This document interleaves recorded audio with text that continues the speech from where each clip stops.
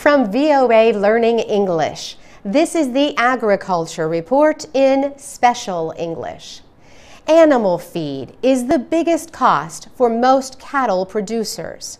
In the United States, the cost of hay, grain, and other feed has risen sharply because of a drought. At the same time, wildfires this year burned more than 1 million hectares of North American rangeland. Jack Field raises cattle in the northwestern state of Washington. To save money, he made plans to transport his small herd of cows 300 kilometers away to feed on crop stubble. Crop stubble is what remains after crops have been harvested. Moving his cattle from farm to farm costs money and time, but he says if he can avoid feeding them hay, he can still make a profit. Tim Del Corto is a beef scientist at Oregon State University. He is working with ranchers and feedlot owners to help them find lower-cost ways to feed cattle. He says cattle can eat things like grass seed straw and distillers' grains. These grains are left over from ethanol fuel production.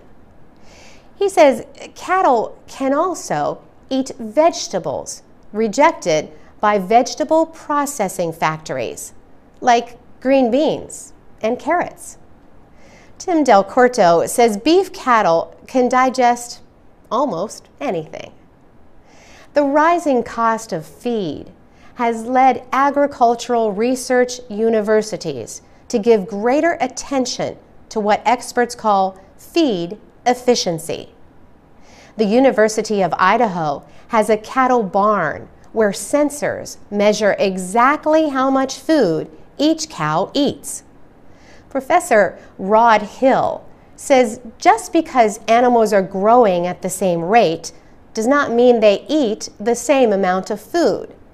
In fact, the difference in how efficiently their bodies turn feed into meat, fat, bone, and skin might be surprising.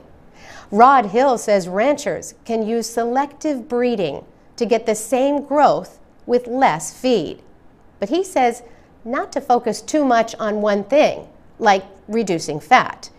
He says that while leaner beef cattle are more efficient, they produce less profitable meat. For VOA Learning English, I'm Carolyn Presutti.